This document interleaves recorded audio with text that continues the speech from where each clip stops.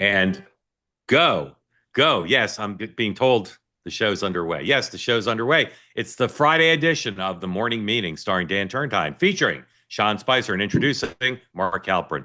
Thank you for joining. If you're here on the two-way platform, we're delighted to have you here. Jeff already has his hand up. Guess what? Raise them high, raise them proud, be part of the conversation. This is a unique platform where your voices count. Let 1,000 voices bloom. Now, we won't have time for 1,000. But please, if you're here on the two-way platform, raise your hand if you want to be part of the conversation like no other. If you are watching on X, look at all these hands going up.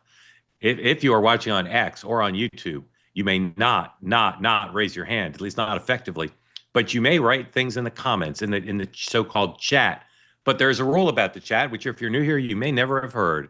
But it is known widely to the two-way community. Do not put smack in the chat. Peace, love, and understanding is what we're about. Dissenting voices not only welcome but encouraged, and listening to dissenting voices and appreciating them are encouraged. And I'm being particularly intense about this because in the last few days, my friend Dan has faced the wrath of MAGA. You MAGA people, you have an extraordinary opportunity to hear from a thoughtful Democrat who happens to think that what Tulsi Gabbard is doing is bullpucky.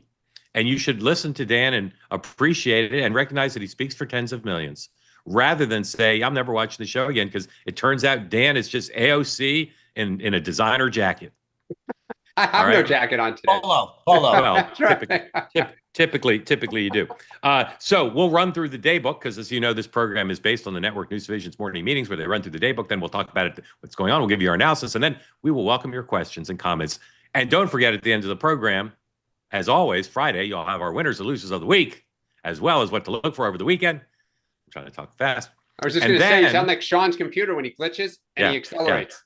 Yeah. And then whoever it is on Twitter who wrote us a theme song yesterday using AI has done a new version. And they specifically wrote it, they say, to try to make it more palatable to Sean, who's their interpretation of Sean's reaction to the song yesterday was he didn't much like it. So there's a new version, which we'll play at the end of the program, which should incentivize you to stay to the end, because what's that Doozy. word they use for a song? Humdinger? Not a doozy, not humdinger, like a tub thumper or a knee slapper. There's some word. Humdinger. I'm with Dan. A banger. It's a banger. It's a banger. All right. So again, welcome in. Hands held high if you want to be in the conversation. The president was supposed to leave for Andrews and then Scotland an hour ago, but as best I can tell, he hasn't left yet. So we're standing by to see if the president walks out and maybe take some questions. Maybe he'll be as chatty as Ron Klain was apparently yesterday on Capitol Hill when he did not take the fifth and he answered every question, according to Democrats and Republicans who were in the room. The president leaves for Scotland and he gets there at 8 p.m. tonight. And then he's got a weekend of activities that involve promoting his new golf course, his third Scottish course, as well as a meeting with the UK PM and other stuff. So he'll be there all weekend. I don't know what the vice president's doing, but while the president's away, the vice president may make some big decisions, may fire the Fed chair, who knows. House and Senate are out. There's a meeting in Cleveland of Democratic mayors. Ro Khanna is speaking to them at 9:20. Amongst the things he plans to talk about is Vice President Vance's failure to be outspoken and calling for the kind of disclosure on the Epstein matter that he did previously. Ken Martin, the DNC chair, who continues to be under fire and widely predicted on this program to be out of his job by the end of the year, is delivering remarks. And Governor Beshear is doing a fireside chat at 9:50. I don't know how warm it is in Cleveland today, but I would not be wanting to be sitting by a fire right now, at least not here. All right, that's the schedule. I don't know why this happened on a summer Friday, but 3 polls are out today from reputable, some people might pronounce it reputable organizations, looking at the president's standing. I'll say overall, his job approval on a lot of issues is piss poor, including on issues where he's historically done quite well. That having been said, one of my favorite journalistic phrases, his overall rating in 2 of the 3 polls is just fine. So here's the Wall Street Journal headline on their poll.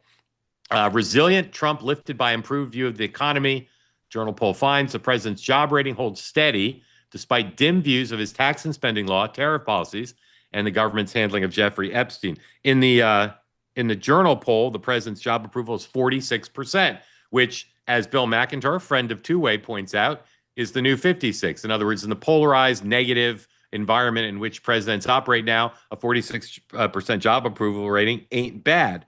And as the journal write-up says, the one thing that probably is sustaining the president's job approval above his approval on individual issues is the people's view on the economy is more upbeat than it's been.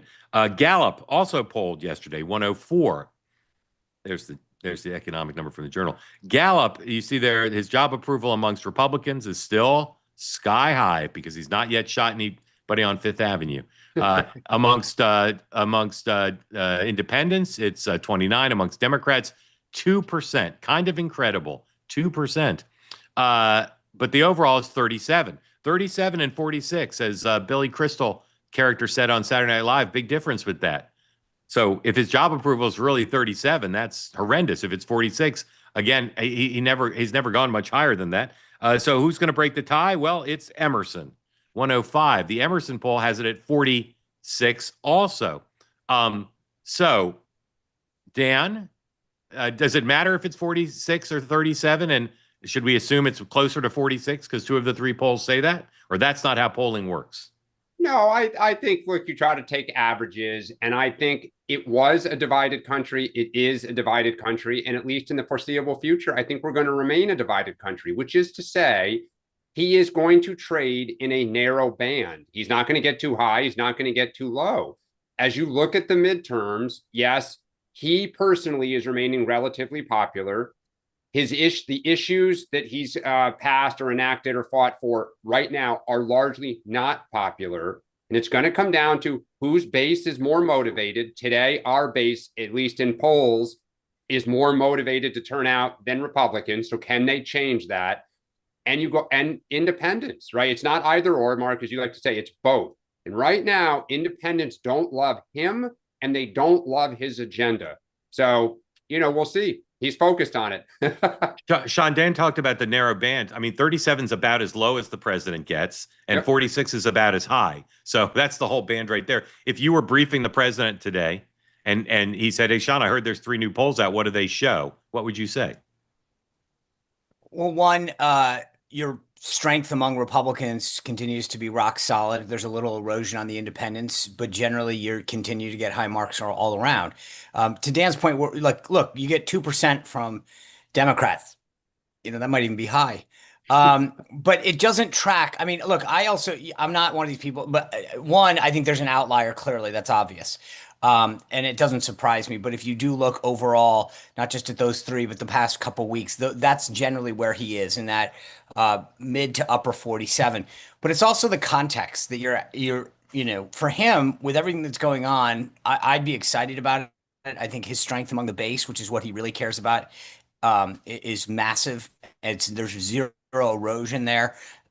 Most of the folks that voted for him are still with him. There's not seeing any of this erosion. But I will just say this anecdotally, and I'm not a big fan of this. I mean, it's like, telling someone in a campaign about yard signs. It drives me nuts. But I will say that having lived, the lived experience of this after term 1 at the end of a year and where we are now is vastly different. At the end of the midpoint of the first year to the end, it was uncomfortable. I still get stopped by, people all like on a daily basis, love Trump. If you're still talking to Trump, tell him he's doing a great job. That's so the support among average everyday Americans is vastly better than where it was in his first term. And there's general agreement. I don't think you're ever going to win over the Democrats. Though that being said, I think he's in a very good position. And I actually think, frankly, considering what we've talked about, the stories that have dominated versus the accomplishment and results that he has gotten, hopefully at some point we'll start to push through. And so I actually think it'll climb. All right. Thank you both for that.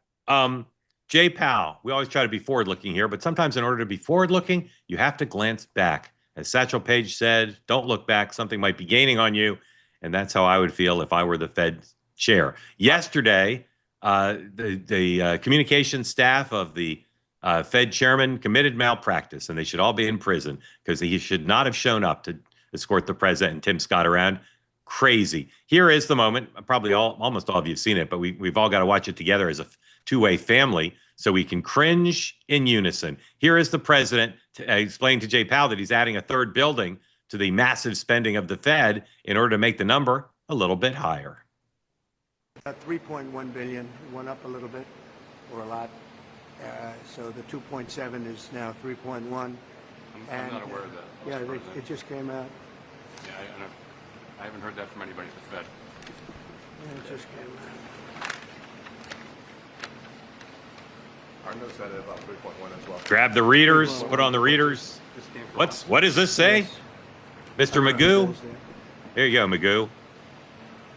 Including the Martin renovation. You just added The Martin renovation, you say? added Oh, another third you added a third building, Mr. President, the Martin renovation. It's still part of the thing. It's still building built, yeah. 5 years ago. Yeah, 5 years ago, Mr. President. We finished Martin 5 years ago. Yeah, yeah. Oh, it's part of the overall, so we got to count it. Yeah, so, okay. Yeah, taking a look. I mean, Sean, got a long way. Do you expect any more additional? how do these things work? You're a, Don't what, expect take them. this down. We're- Take this we're down. ready This for makes it. me crazy. Sean, you're a Washington insider. How could do you think the White House coordinated? Like normally the president goes to an agency, even an independent agency, there's coordination. Like, here's what's going to happen. Like, do you think there's any coordination? And again, how could I don't know, does he have a communications director? Because that was malpractice. So when you say coordination between the Fed and the White House, Yeah, yeah. oh yeah, but you're the issue is that the White House obviously knew exactly what they were doing. They not only had that, but you have to look to the at stage from our view, president's left, Tim Scott there, who was part of the overall clip where he said, Tim, what do you think? And Tim, again, why was Tim Scott there? Because he has the committee of jurisdiction, was like, yup, massive overruns. And I got that. He's like, I got that 3 billion number two, Mr. President. Right.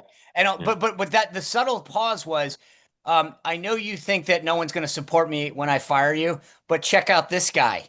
Because he says yes too. And by the way, I got Tom Tillis too. You want him to weigh in? This was literally a setup. I mean, it was beautiful.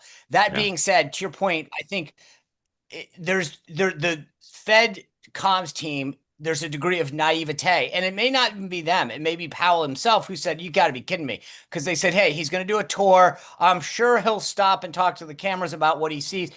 And they agreed to it. I don't know what they would have done otherwise. Like, in other words, you can't, if you're Jay Powell's folks, you can't go, yeah, we're just going to let you walk the Fed by yourself and not refute anything. Send the architect.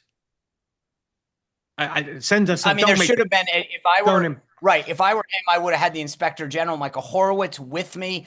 To your point, the architect, have some other people that said, well, Mr. President, they said the following, that's the IG right here.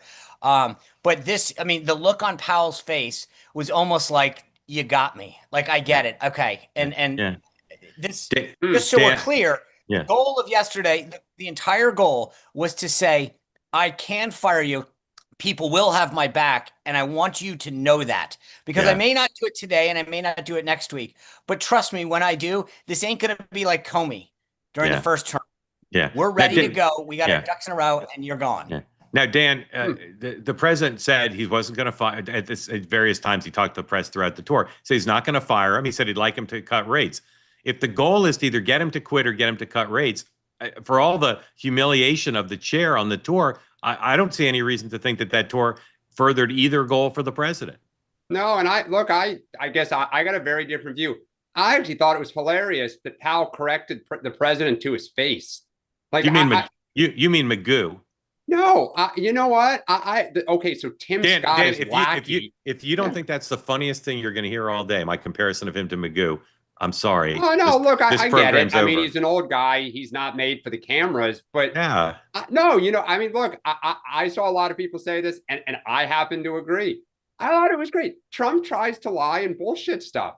So he tried to jack the number up to make it seem better. He got caught to his face. So, of course, Tim Scott, I mean, the day Tim Scott would ever say, oh, you're wrong, Mr. President, right, is when the sun rises in the West. So, of course, his lackey sat there. I actually thought it was embarrassing that Trump, if you're going to fire him. For Trump to wimp out with him standing there, good for Jay Powell. Now I see why MAGA hates you, Dan. I just think I mean, again, that's I the I goal I was thought it was the embarrassing goal for was Trump. that the they always talk about sometimes the audience of one being Trump. Yesterday, the audience of one was Jay Powell, which Yeah. is I can do this. I Okay, have people have my back, wait. and Who are the people? what do you Who are mean? what Who are people? the people? Because Who all are of what Wall people? Street and most of the country thinks it's a terrible idea. Oh, I So, don't think most people have a clue that this is happening. I think they think firing the Fed chair over a renovation of a building is absurd. Well, when it's $3.1 I billion, do. maybe it's I too mean, much. look, Trump needs a boogeyman. Look at his numbers on the economy. To me, All right, it's embarrassing. we're moving on. We're moving on. Even though if it were up to me, we'd talk about Magoo all day. Nice. All right, Paramount merger.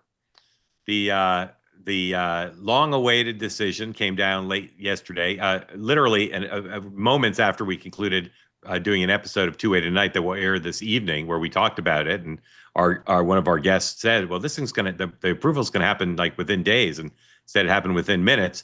And the FCC chairman, who is just an extraordinary figure, put out a statement, number 112, explaining the rationale. It was a 2-to-1 vote. The two Republicans approved. Americans no longer trust legacy national news media to report fully, accurately, and fairly. It is time for a change. And he lays out all the reasons why the Skydance Paramount thing will go through, because Skydance has promised to be to take steps which eliminate DEI and not be as biased in the news division. Sean, is this the way government's supposed to work? That in order to get approval for a private sector business decision, the private companies have to agree to the political agenda of the executive branch? Is that the way it's supposed to work? Well, again, it's a private company using the public's airways, so this is not a cable station like CNN or or MSNBC. They can be as leftist as they want, but this is a public. I mean, that's the reason that they get the public. But usually we think about this in terms of whether it's anti-competitive. Right. We've never in our lifetime. I don't know what the founders did with the FCC, but in our lifetime, we've never had a president, a administration say, follow our political agenda, or you won't get your business deal approved. Now, on the left, they've had this iron triangle where they've fostered creating unfairness. So the goal is laudable, but are you comfortable that they're achieving this goal by using the coercive powers of the federal government? Well, if you go back and read Federalist 12, it talks about this. Adams was clear on the role of the FCC. Yeah. Look, here's one thing that I want to be clear on, though, that's interesting about what the agenda that they are pushing CBS to is to not have an agenda, just to be clear. So the irony isn't saying you need to report on right-wing stuff or conservative causes or higher right-wing. It just says you need to stop being left-wing. You need to stop using the public airways to promote. But let me just stop you. Some people actually, some people think is not having. Some people think Sean liked the free markets. Some people think DEI is a good idea. Some people think it's a good idea. So if I had a liquor store and I wanted to have very robust DEI policies, should the federal government be able to come in and tell me you can't do that? No, but it's a private store. This is a public. These are public airways that they're public. They're public airways, but American public. It's a public liquor license. Yeah. No, you are not. You are a private entity, and again, if this was MSNBC or CNN, and Brendan Carr was trying to do this, I would say not only do you not have jurisdiction, but no, they're private entity. Would it be okay? Would it be okay for the FCC to say, in order to approve this merger, you can only hire Christians at CBS? Would that be okay? No. Why not? You're missing the point.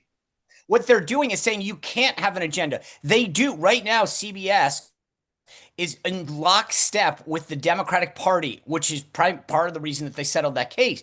The bottom line is they're saying your goal is to have no agenda, not to support our agenda, to have no agenda, because you're supposed to serve the public interest, not one party. So CBS in particular has served one party using the public airways. And the answer is, if you want a private company and a streaming company, go for it. We can't touch you. But as long as you use the public airways, you should serve the public, not one party. Dan, at least I have one colleague who cares about the independence of the private sector. Please, Adam Smith, demolish what Sean is saying. I mean, it's crazy. I mean, one, they used the power of the approval to get CBS to settle a private lawsuit. That right there with the president of the United States is bonkers. But to then turn around and basically dictate how the newsroom can and cannot behave, it's crazy. I mean, look, we laugh about this a lot. Like Trump sets new standards. It's like norm busting, and people cheer it. Like I can only imagine if News Corp now attempted to go buy somebody and there's a Democratic president. Hey, Sean, Fox goes over the airwaves. Fox News does not. It's all one parent. Okay, here's what I said, though, just to be clear. Yes, Fox is a private company. They can be as right-wing as they want. CNN can be as left-wing as they want. They are private companies.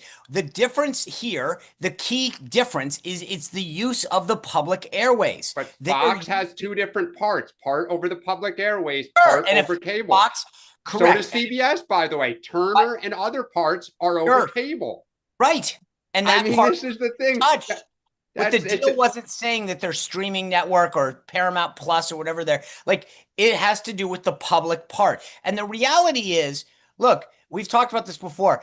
Republicans and the right has ceded Hollywood, academia, corporate America, big tech, all of this. And finally, this administration is taking it on and righting a decades-long wrong. So, but Sean, it's not the free market deals with that, not the government.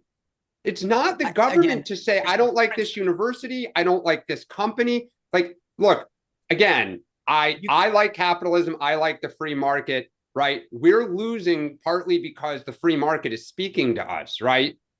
The government shouldn't be stepping into this stuff. You're setting super dangerous precedents. We got to close this. What the government is doing is literally just saying, if you're going to serve the public using public airways, you can't be in bed with one party. They're not doing nothing in what they did said you have to support anything that we do. It says you have to basically stop promoting the qualities and priorities of the left. Sean, I agree with much of what you're saying, with one big exception, which is you will rule the day if the Democrats get back in control and they use the FCC like this. You will rule the day. What do you mean if? Not like this. Not like this. Not like this, Sean. Neutrality. I mean, my God. Not like this. Not like this. All right. Epstein. Lots going on with Epstein.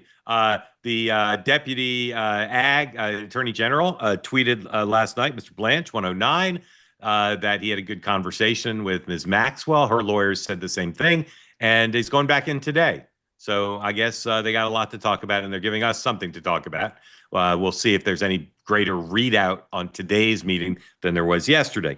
New York Times and Wall Street Journal both have reporting on the now famous Epstein birthday book, including in one of the stories, I forget which, that there are multiple copies. I don't think anybody's surprised by that. So it's possible that the Epstein, I can never remember the word again. What is it called? The Epstein estate has a copy, and so does the Justice Department.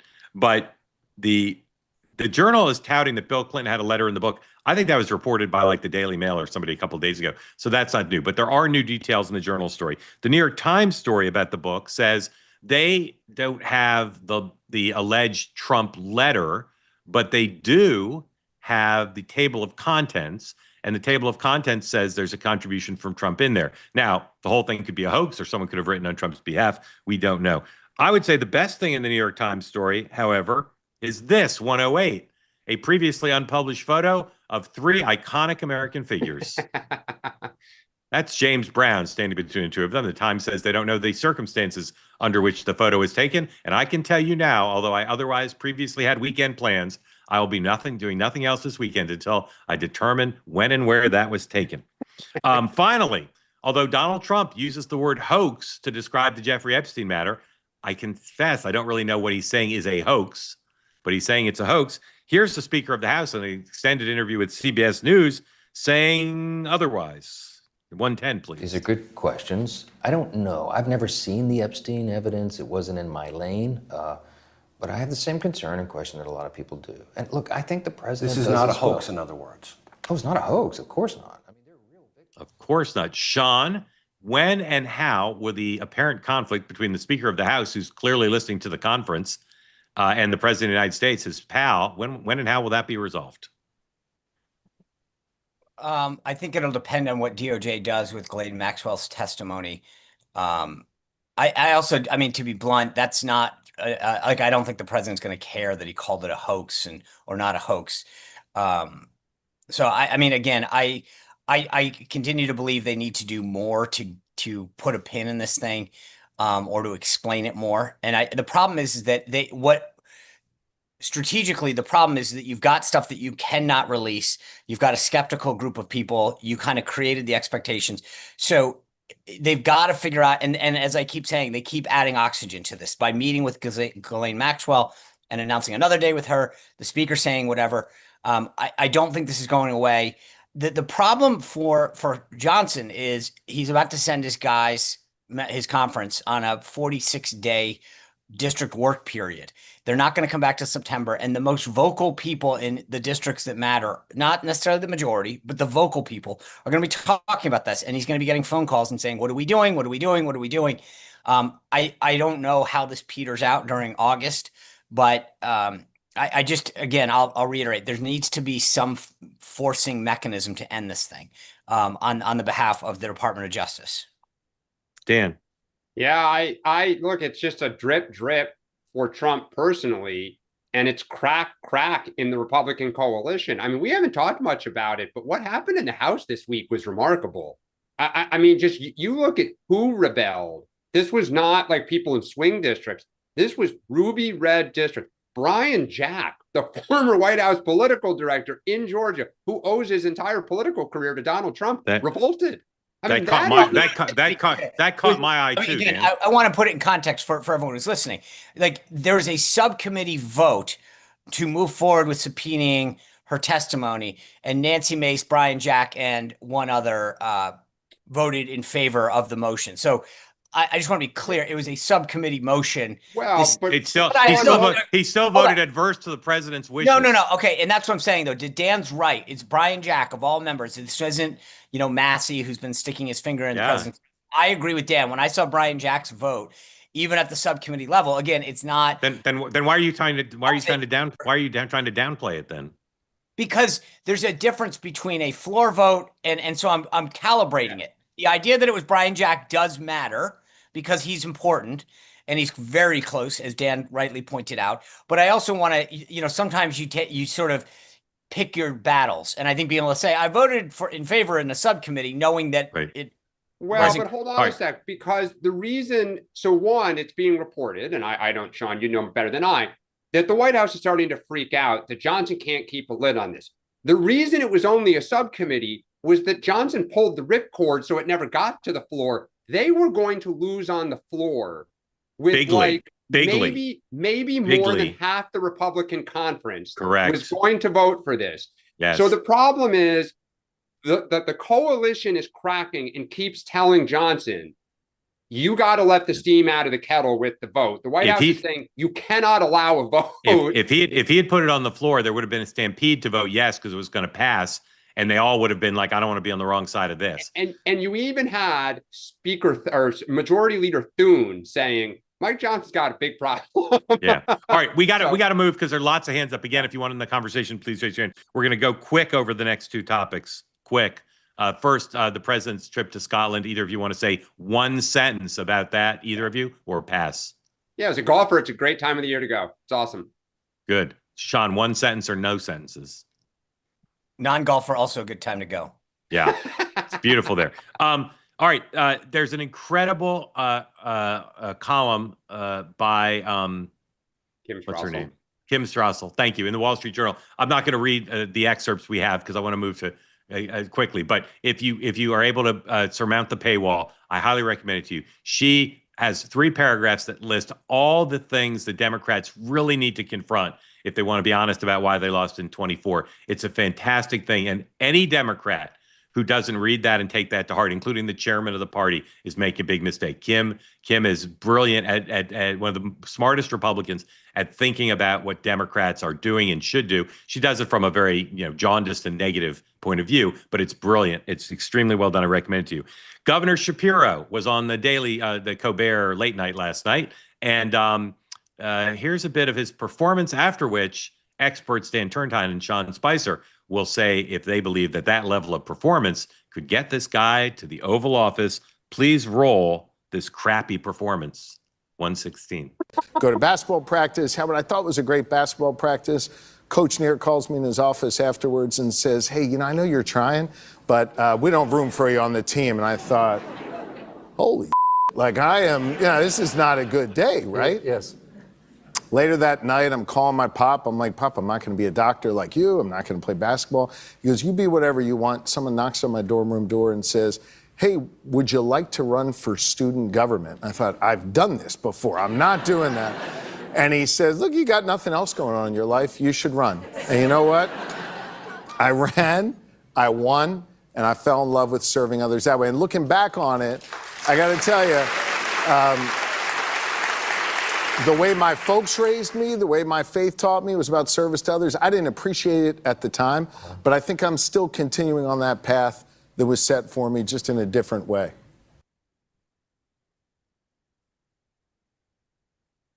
Is it over? Is it over? Yes. Is it over? Sean, what'd you think of that? Perf. You know, I'll give him a B plus maybe on a good day. I thought he came across relaxed. It didn't look contrived.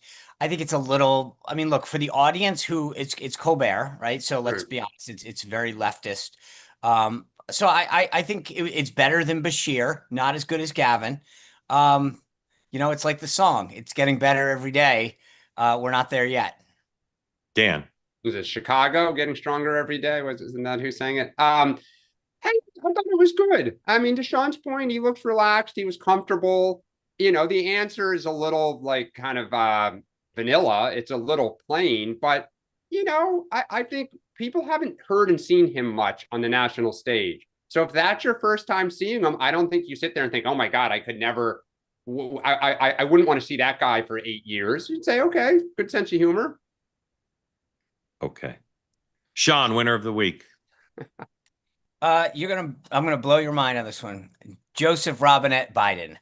If that guy can pull off a $10 million book deal, he deserves to win the week. Awesome. Dan. Hakeem Jeffries, the Democrats for the first time in this entire Congress put some points on the board in the House, dividing Republicans. We just talked about it. For the first time, you have people saying, nice job, Hakeem Jeffries, in the party. We haven't heard that all year. Small, but it's a baby step.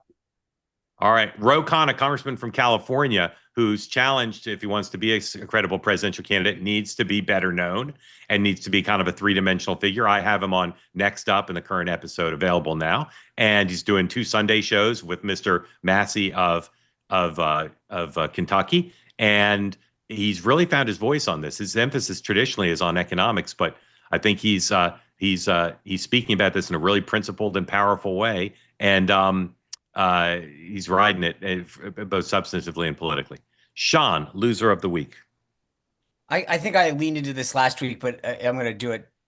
If this was my answer last week, then I'm going to do it again. But I think this continued left institutions losing. CBS, Paramount, we talked about Colbert losing his job, Columbia settling.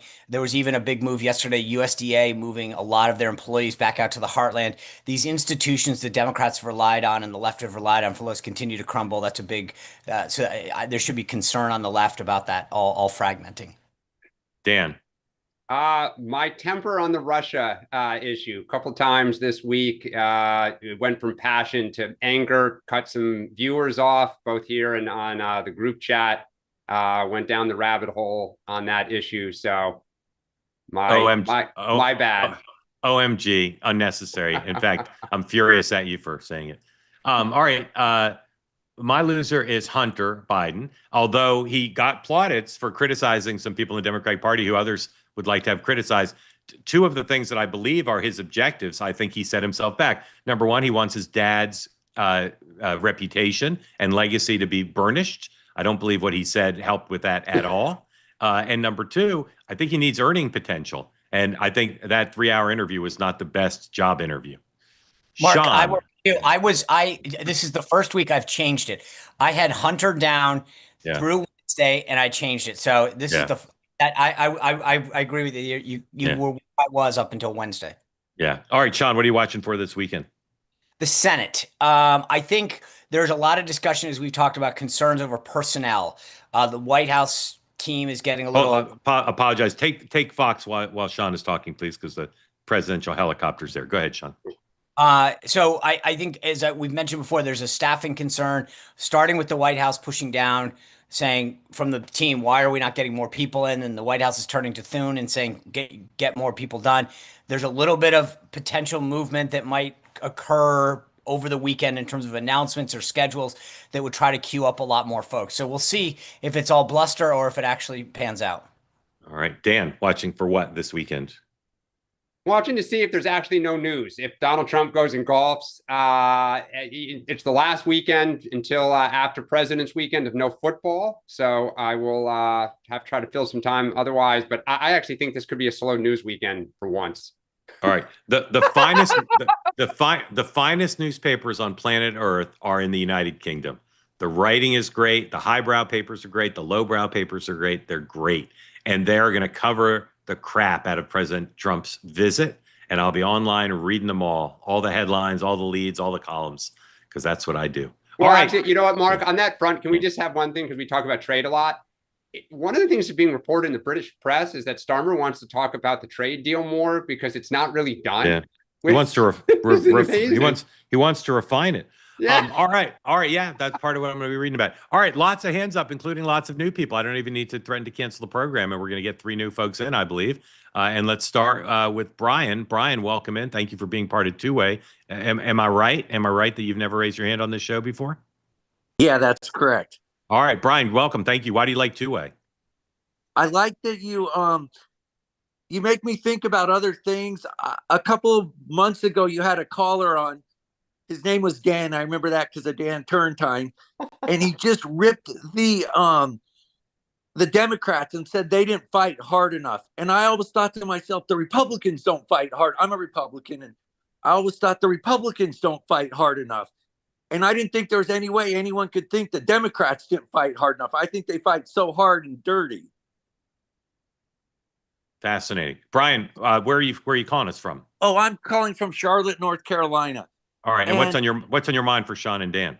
Okay, so first off, I want to say that Dan is like the sports guy when you were playing ball as a kid, and he would be the one you would go to and say, was he out or safe? And if he made the call, everybody'd say, okay, Dan said he was out. It's the right call. He's the. I like that analogy. All right. President is boarding Air Force One for Scotland without taking reporters' questions. He walked towards the pool but did not answer any questions. Ooh. Okay, Brian, keep going. Okay, so my question is, I'm one of those guys that follow the bright, shiny balls and get all excited when they say they're going to do this or do that. And when they started with Tulsi Gabbard and the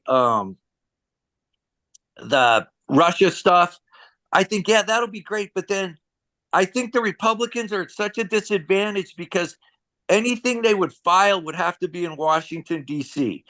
And as we've seen, no Republican's going to get a fair shot with the Washington, D.C. jury or even a grand jury, I would think. And so I think, again, they're building up the Republicans' hopes that they're going to start indicting Clapper or Brennan or Obama, which obviously they would never do.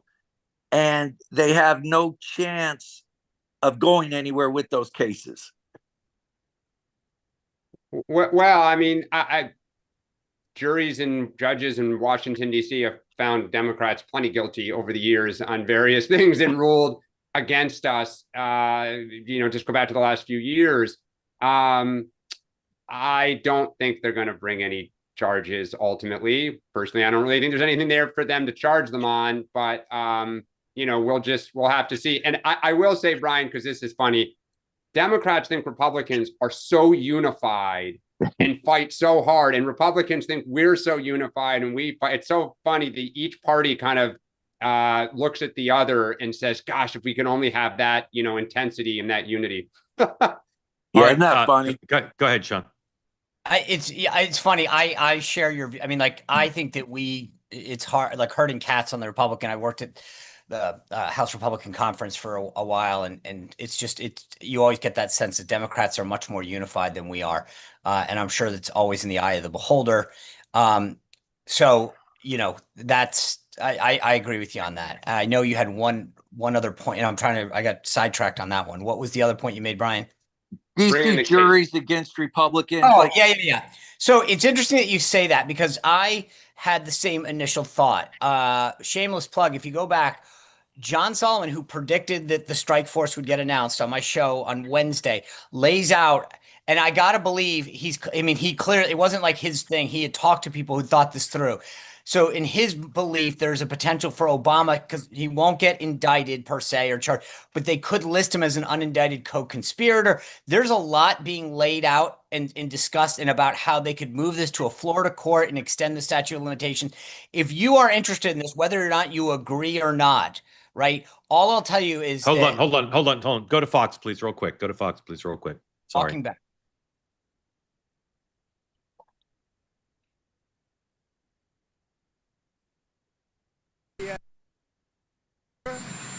We're now heading to Scotland. I'm meeting with the Prime Minister of UK. Some of you are going, I guess, and a lot of you aren't. Are you going? Huh? Well, you got to get moving. That's a good one. That's going to be a good one. So we have great numbers we just announced. I don't have to go over it because you've seen them, but we have great economic numbers. The deal with Japan is amazing. You give us $550 billion, and we have totally open access into Japan. Those numbers are great. I mean, the kids actually just said, very, very cute, actually. I walked up, they said, sir, there's too much winning. They picked up on a little routine, you know. Go ahead. Mr. President, can I ask you about the DOJ lawsuit that you just filed yesterday against New York City and Mayor Adams? In the lawsuit, they named the CBP officer that was officer shot. Your thoughts on that? Yeah, that's DOJ going against New York, but we're going against a lot of other places, too. We want to bring safety to our cities, but that's going to be a pretty routine filing with other cities, too. As you know, we've started numerous lawsuits with other cities. We want to bring safety. We've got to get the criminals out, and we're doing it in record numbers.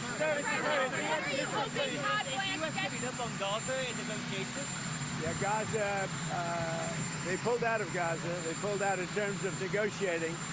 It was too bad. Hamas didn't really want to make a deal. I think they want to die, and it's very, very bad. And it got to be to a point where you're going to have to finish the job. They really, they asked for things. Don't forget, we got a lot of hostages out. So now we're down to the final hostages, and they know what happens after you get the final hostages. And basically, because of that, they really didn't want to make a deal. I saw that. So they pulled out, and they're going to have to fight, and they're going to have to clean it up. You're going to have to get rid of it.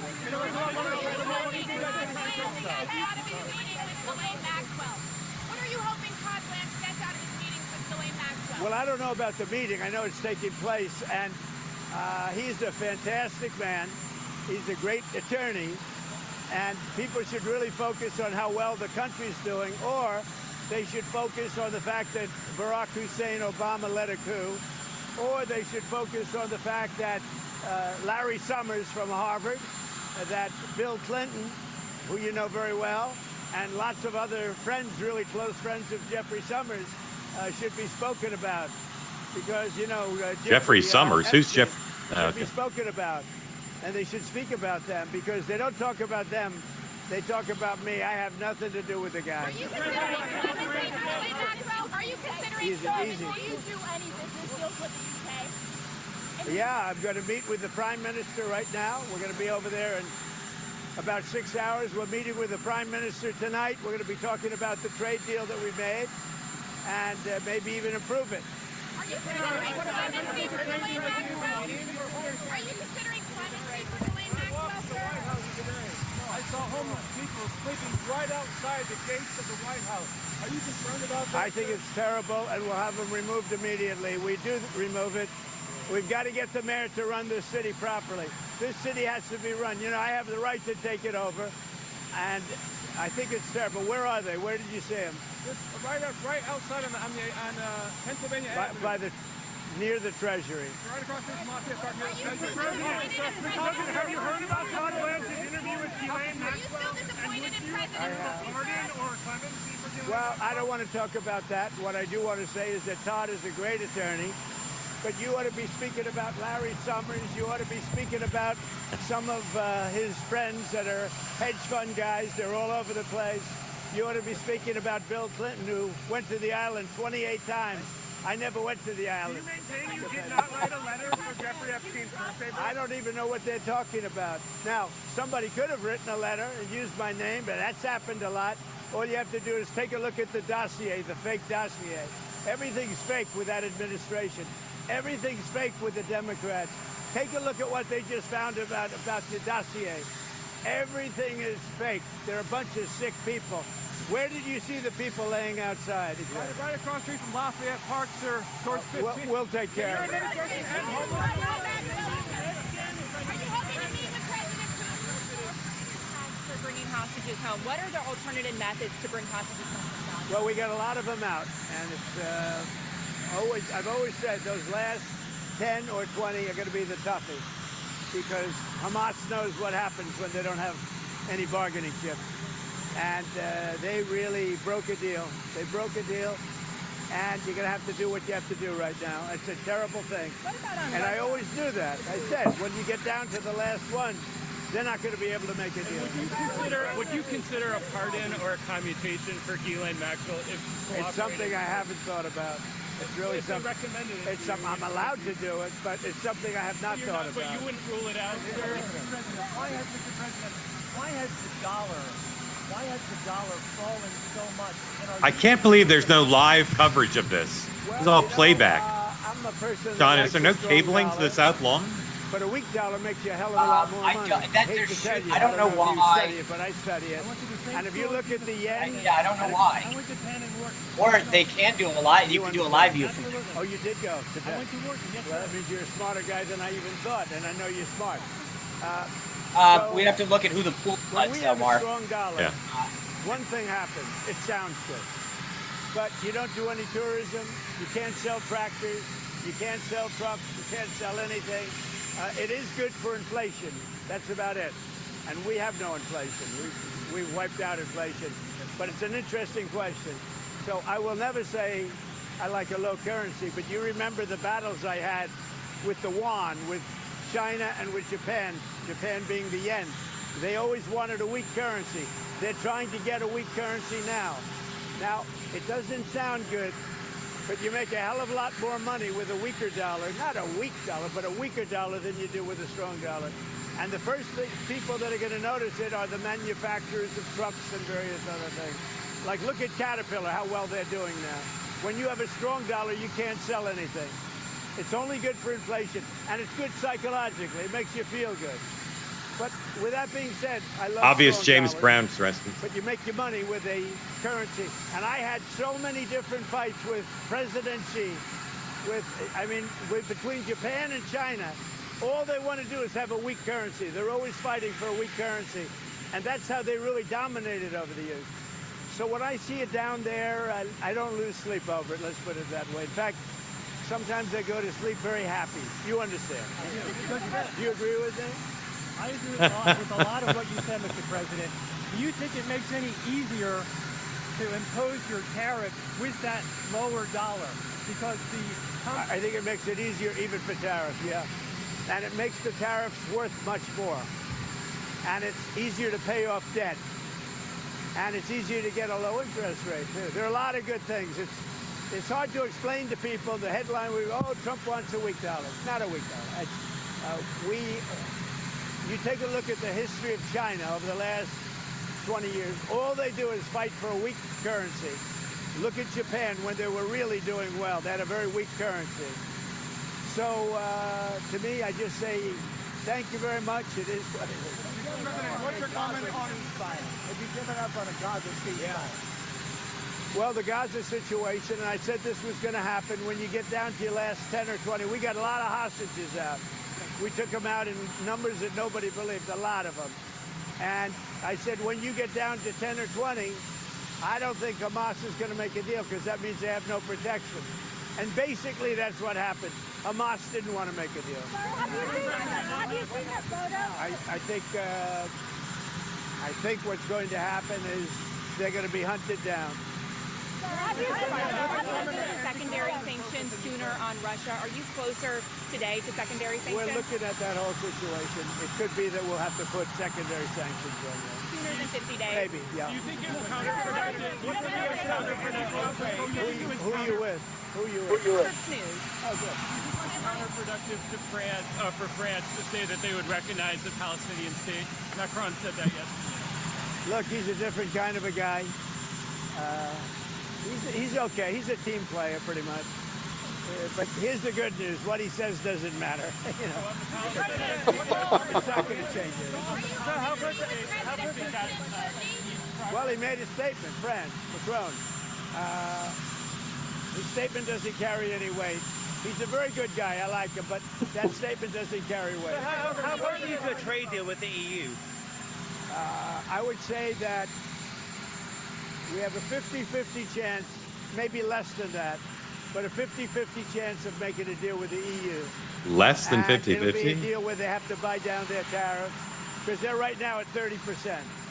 And they'll have to buy them down, maybe, or they could leave them the way they are. With that line right there, Make a deal very badly. I would have said we. I want to see what the markets are going to do. Let's watch the markets. The second line is more important than the first. Japan's putting up $550 billion. Maybe not for the markets. I take your point, but maybe not for the markets. Also paying tariffs. I don't think they put much stock in these statements now. Is that we have the right to go in and trade. Again, it's not this. You have to look at what happened in India. Just in the U.S. Yeah. That's to me the biggest part of it. Yeah, you're right. That's so important. You're right. You said repeatedly you would like to see further nuclear arms reductions between the United States and Russia. To see that.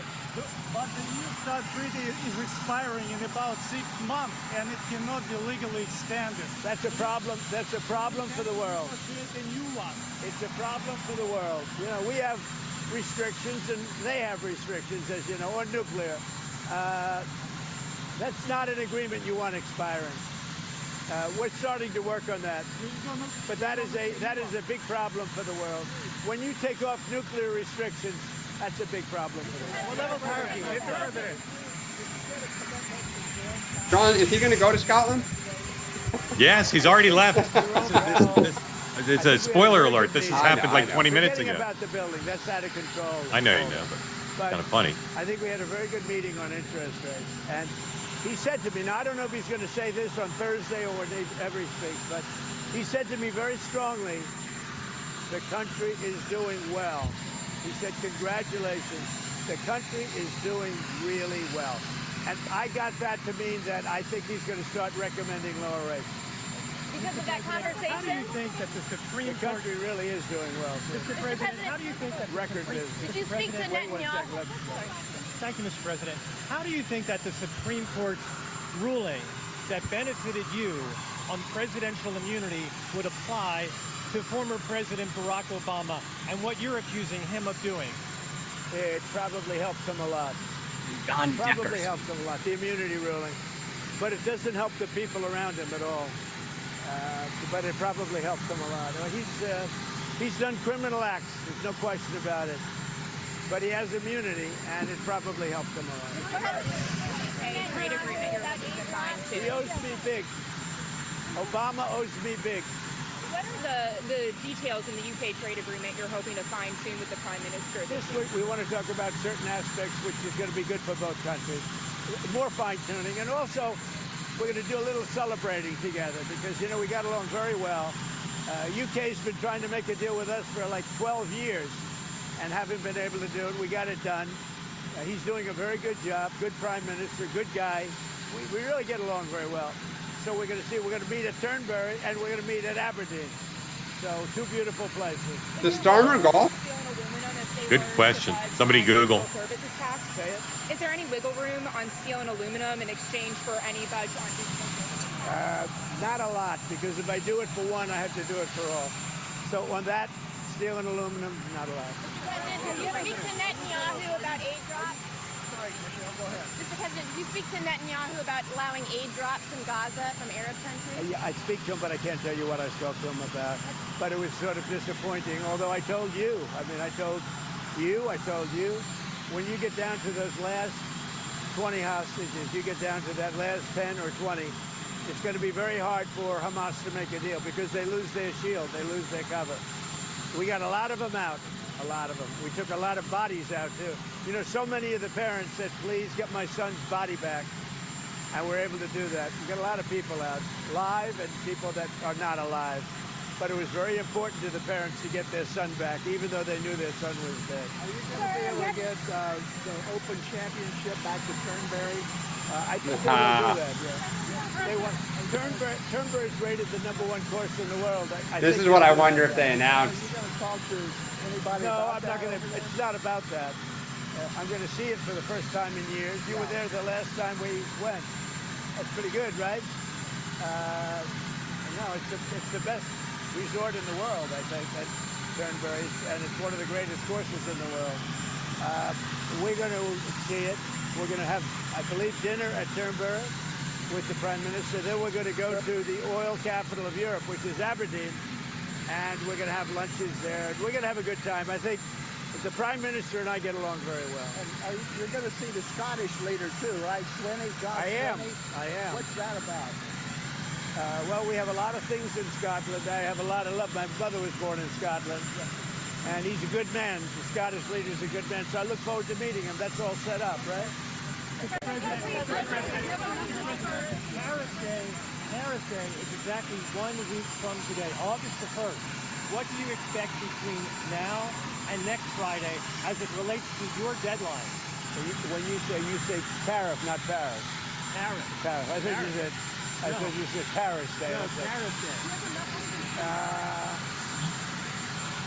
Well, most of the deals are finished right now. They're finished because we're just going to charge a certain tariff. A lower tariff that I could get. I don't want to hurt countries. But we're going to send a letter out sometime during the week. And it's basically going to say you're going to pay 10%, you're going to pay 15%, you're going to pay maybe less. I don't know. But Australia was great. They opened up beef yesterday for the first time ever. And they did it. We didn't know about it. We asked them to do it, and all of a sudden we got a word that they wanted. So obviously they're looking to do something. But Australia. So August 1st is going to come, and we will have most of our deals finished, if not all. We haven't really had a lot of luck with Canada. I think Canada could be one where they'll just pay tariffs, not really a negotiation. We're working very diligently with Europe, the EU, which covers a lot of territory, a lot of countries, and that's the big one right now. We have the confines of a deal with China. We haven't really. We don't have a deal with Canada. We haven't been focused on it. When you send out those letters, do you believe that will bring some certainty to the financial markets? Because then they will know. No. When those letters go out, they're a page and a half. That means they have a deal. It's done. They pay that tariff, and that is a contract essentially. And they can come into the country. They're going to pay a tariff. I'm going to keep it minimal. I'm going to keep it. I'm not looking to hurt countries. I could do that too. But warn our affiliates we're going to run a little bit over today. That's a deal. And or maybe a lot. Maybe close to 200 of those letters out. Don't forget, we have a lot of countries. So we're going to be sending out almost 200 of those letters. But once those letters go out, there we have a deal. Now, how long is he going on now? We sent one to Japan. We sent one to EU. And they don't know. came back and negotiated a deal. I think EU has got a pretty good chance of making a deal. With all of that revenue coming in, Mr. President, a lot of money. A lot of money. Our country was a dead country. It was a dead country. Oh, we were dead, Jerry. Now we have the highest country anywhere in the world. And don't you feel it? Mr. President, with all of that revenue coming in tens and tens of billions of dollars, I feel it. do you Hey, think Caroline's there's laughing. a possibility of a rebate to the American public in terms of all of that money? We're thinking about that, actually. We have so much money coming in. We're thinking about a little rebate. But the little rebate. It's a little rebate. But we're thinking about a rebate. That's a very. We're thinking about it very strongly. You just We've made a lot of There news. was the debt. We're thinking about a rebate because we have so much money coming in from tariffs that a little rebate for people of a certain income level might be very People nice. are saying it's the best rebate ever. It's going to come in October of 2026 to your doorstep. Being blocked by a lot of people. People don't know this, and we didn't certainly get any acknowledgement or thank you, but we contributed $60 million to food and supplies and everything else. We hope the money gets there because, you know, that money gets taken, the food gets taken. We're going to do more, but we gave a lot of money. We gave a majority of the money, and the sad part is that no other country other than us gives anything. Have you spoken to Michael Watley about running for that North Carolina? I have, yeah. And will he run? By the way, Skarmer, by all accounts, is not Teacher shortages. So what can be done to get Are you from North Carolina? My father lives there. He'll be a good candidate. What can be done to bring more teachers, more educators into the classroom to alleviate the teacher shortage across the country? We're doing that, and we're doing it strongly. What we're doing is moving education back to the states. The states will run education. When they do it, you're going to have the best education in the world. We'll have 35 or 40 states where it will be as good as Sweden, Norway, Denmark, you know, the top 5 or 6 countries. How do you attract the top talent, the top teachers to get into the classroom? We're going to get them. We already have them.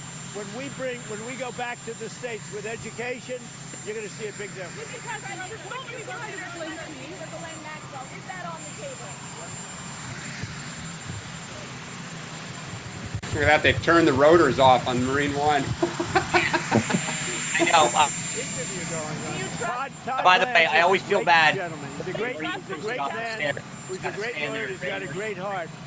But he's over there now. I don't know exactly what's happening, but I certainly can't talk about pardons. Can you trust what she's telling him? She's a convicted trafficker who's eager to get out of prison. Well, you know, he's a professional lawyer. I think he's been through things like this before. But, you know, you should focus on Clinton. You should focus on the president of Harvard, the former president of Harvard. You should focus on some of the hedge fund guys. I'll give you a list. These guys lived with Jeffrey Epstein. I sure as hell didn't. Thank you very much. All right, let's try to do this efficiently because we're already over.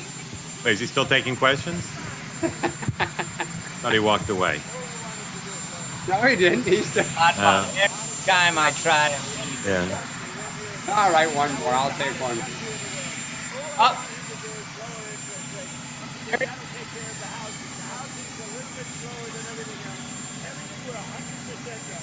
If I'm at the house. All right, I'm ready to dump out of this and take the risk because we're over.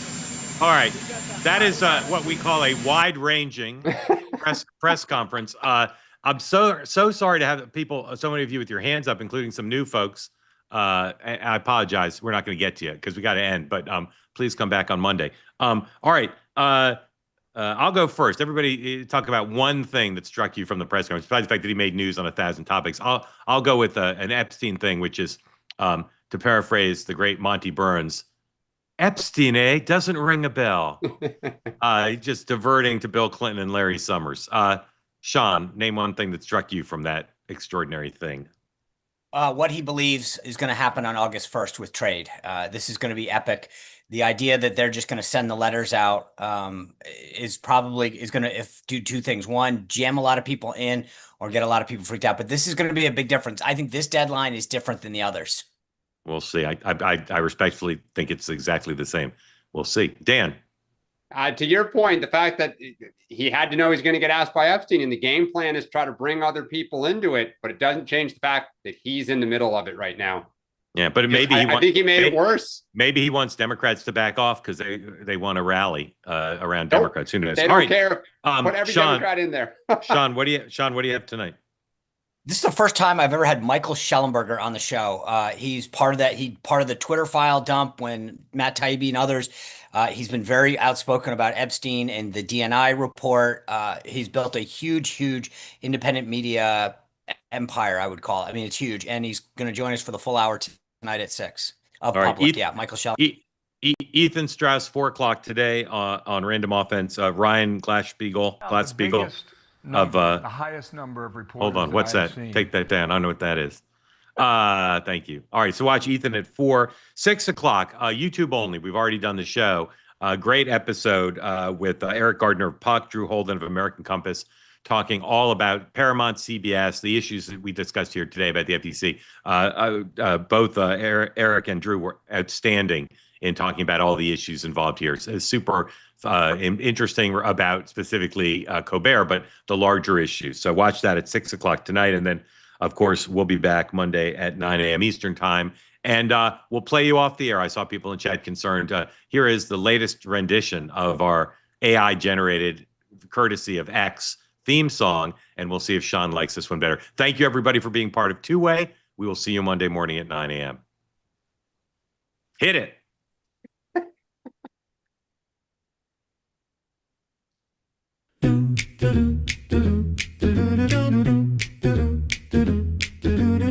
Welcome to the morning meeting with Mark and Sean and Dan. If you should think of a question, all you gotta do is raise your hand. With a presumption of grace to all, peace, love, and understanding during the call. Welcome to the morning meeting, where the best politics is at, with conversations like no other, but don't put smack in the chat. Welcome to the morning meeting, where the best politics is at, with conversations like no other, but don't put smack in the chat.